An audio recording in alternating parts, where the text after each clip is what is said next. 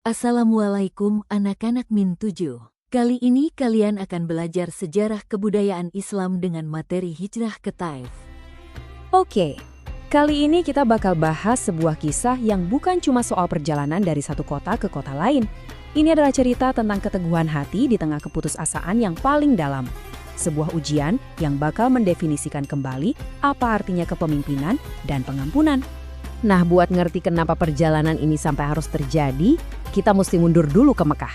Suasana di sana waktu itu tuh udah berat banget, begitu menekan, sampai-sampai inilah yang jadi pemicu perjalanan yang sangat beresiko ini.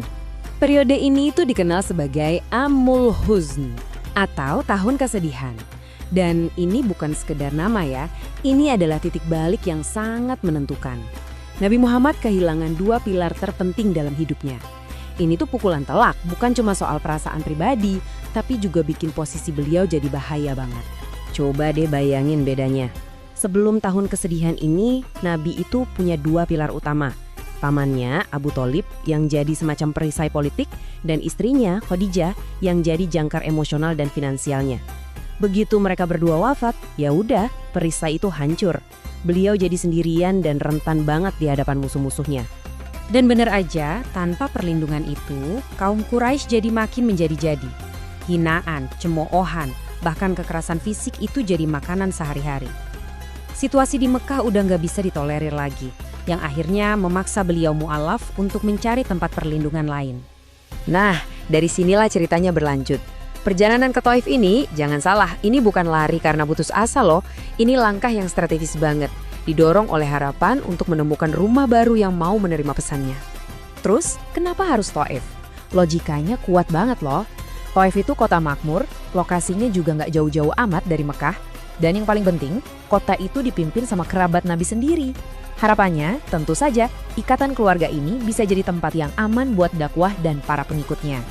Dan dari sini kita bisa lihat betapa seriusnya misi ini. Perjalanan ini dilakukan dalam kondisi yang sangat rentan. Cuma berdua, jalan kaki. Ini benar-benar nunjukin komitmen pribadi dan keyakinan yang luar biasa di setiap langkah mereka. Nah, disinilah ceritanya bakal berubah drastis. Harapan besar yang mereka bawa dalam perjalanan ini, sebentar lagi bakal berbenturan sama kenyataan yang, pahit banget. Suasana optimis itu bakal segera berganti jadi ketegangan. Lihat deh, gimana situasinya bisa berbalik secepat ini. Awalnya kan pertemuan formal dengan kerabat. Berusaha nyambung tali persaudaraan. Ajakannya malah disambut caci maki. Dan tiba-tiba aja penolakan pribadi ini berubah jadi serangan massal yang dipimpin oleh kerabatnya sendiri. Penolakannya nggak berhenti di kata-kata. Ini berubah jadi kekerasan fisik. Mereka diusir dari kota, dilempari batu sama massa. Lukanya Nabi di kaki itu sampai parah banget. Darahnya ngalir terus, sementara Zaid, putra angkatnya, juga luka parah karena berusaha mati-matian ngelindungin beliau. Dan setelah semua kekejaman itu muncullah sebuah momen yang ironis banget. Dalam keadaan terluka dan terhina, mereka nemu tempat berlindung. Dan uniknya di mana? Di sebuah kebun anggur milik dua orang yang juga musuh beliau di Mekah. Bisa dibilang ini adalah titik terendah dari perjalanan itu. Udah terluka, capek, ditolak mentah-mentah. Satu-satunya yang bisa beliau lakukan, ya berdoa. Sebuah curahan hati yang sangat tulus dan pribadi kepada Tuhannya. Tapi ya, justru di tengah keputusasaan itu muncul secercah harapan. Pemilik kebunnya dari jauh ngeliatin dan ngerasa iba. Mereka pun nyuruh budak mereka, seorang Kristen namanya Adas, buat ngasih sepiring anggur. Nah, momen kecil kebaikan ini ternyata bakal memicu percakapan yang mengubah segalanya. Adas kaget banget waktu dengar Nabi bilang bismillah sebelum makan. Dari situ obrolan dimulai dan Nabi tahu kalau Adas ini asalnya dari negeri yang sama dengan Nabi Yunus.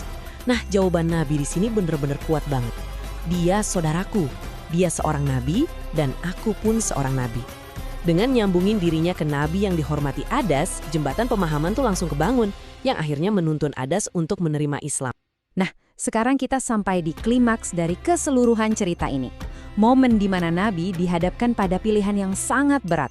Mau balas dendam atas semua kekejaman yang baru aja dialami, atau justru menunjukkan belas kasihan yang luar biasa. Jadi pas lagi jalan pulang ke Mekah, malaikat Jibril datang.